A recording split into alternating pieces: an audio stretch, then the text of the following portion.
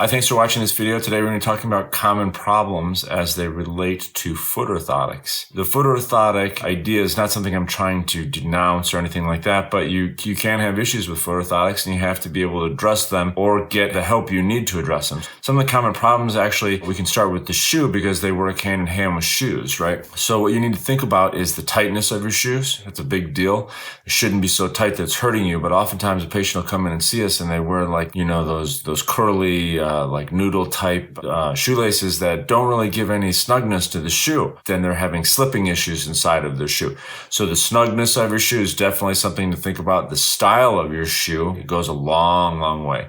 I can't say that every shoe is made for foot orthotics. They're really not. Some are and some just aren't. One of the ways we want to kind of help people is to have you take out the insole inside your shoe and look at it, and then look at your foot and see if they match up so good. A lot of times shoes look great from the outside, but that doesn't mean that they fit your foot 100% the way they should. We're going to be talking about shoes more in detail, different kinds here, prices that we've seen on the internet, their benefits, stuff like that. So you can check that out in our blog post below as we go into more detail. But some have zippers, some have more accommodation for something else besides your foot, right? That's a big deal when you need to incorporate something else into your shoe. Another thing that you need to think about with your shoes is actually now how the foot orthotic is resting inside of it. These things can go in and tip if you don't kind of position it the right way. You can ask your orthotist about that. So we've talked about the shoelaces or the shoe just being snug, the style of the shoe, and we're going to go over that more in detail in our blog post below, and also the angle at which that foot orthotic is in there. Now, everybody's different, so I can't tell you the perfect angle for yourself to have, but I can tell you that if it's tipped the wrong way, that's not good, right? Those are the three biggest issues that I see with shoes and foot orthotics. So the next part of foot orthotics is not only the shoes, but it is the type that you get. There are two general kinds, right? So if you're a runner, in our opinion, it's great to think about shock absorption, okay? If you have a very rigid foot orthotic and you're trying to run on that, it can become an issue for you.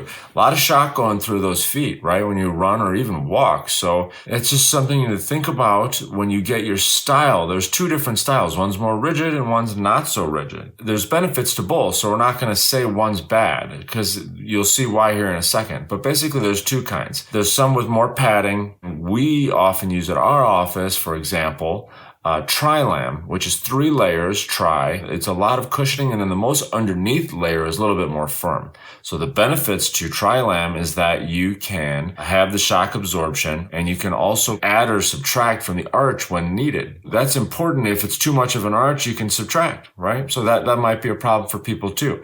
If you have a foot orthotic and the arch is too high, you just know it. It's usually something people just know right off the bat. Oh yeah, I got a problem with this arch. But maybe you don't. Maybe it takes 2 weeks to figure it out. So with Trilam, you can really add or subtract in that case. Trilam are good for that, but the downside to Trilam is the padding can go out. Nothing lasts forever. It's just the way it is, right? We all know that. With Trilam foot orthotics, you have to sometimes re-up on the padding or you have to just get new ones. And it's not necessarily every week that you got to do that, but you can tell when the padding is going down and you're not getting the shock absorption that you used to.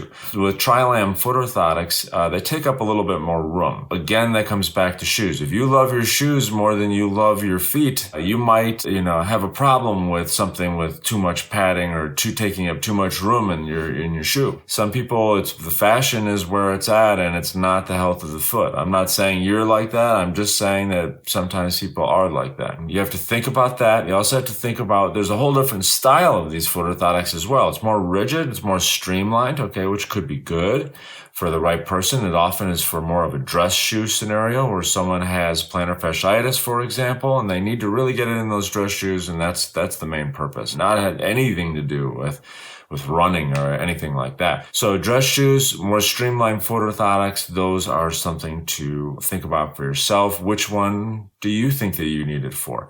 You may want to get 2 pairs or you may not want to. But with streamlined foot orthotics, they can take up less room in your shoe, but the shock absorption is not there. Even if someone tells you the little 1/8 inch padding on there, it's going to help you. Yeah, it's probably going to help you, but it's going to bottom out real fast. You have to think about what your needs are and kind of address that with the orthotist or the podiatrist that you're working with. Also, monitoring your skin is a huge deal. Huge deal, and you have to be able to do that, okay? So monitoring your skin, you might have a slight red mark, and it's just because there's pressure on your body onto the foot orthotic. So that may or may not be an issue. But if it doesn't go away, that's a big problem. And especially if you get a sore, that's something you got to talk to your podiatrist about immediately, or your orthotist. And I can say, thankfully that's not usually an issue, but it could be an issue, and maybe it's an issue for you if you're watching this video. I hope this information helped you. Just a few areas that are the biggest ones in my experience to have problems with foot orthotics. Check out our blog below. We're going to go more into shoes. We're going to go into different types of foot orthotics, the rigidness of them, the shock absorption kind as well. There are two different kind of avenues you could go down, and you just have to kind of think about it and see which one is good for you, and also have the discussion with the provider of those orthotics as well. Thanks a lot for watching. Make sure to check out our blog. We'll go into prices, styles, etc., and I hope that information helps you. Thanks.